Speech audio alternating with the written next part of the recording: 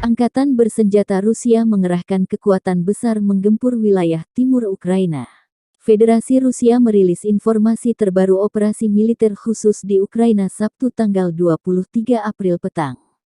Serangan Rusia kini fokus merebut Luhansk dan Donetsk atau Donbas di timur Ukraina.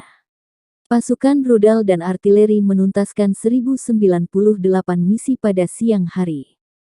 Akibat serangan itu, 3 helikopter Mi-8 Ukraina hancur di dekat Chuguev, 3 sistem rudal anti-pesawat OSA AKM di pinggiran Barvenkovo, 16 depot senjata dan peralatan militer, serta 33 pos komando Ukraina unit, kata juru bicara Kementerian Pertahanan Rusia Mayor Jenderal Igor Konasenkov. Sebanyak 919 titik kuat dan area konsentrasi tenaga dan peralatan, 1075 artileri lapangan dan mortir, serta 2.311 unit kendaraan militer khusus telah dihancurkan, kata Igor dikutip Tribun Timur.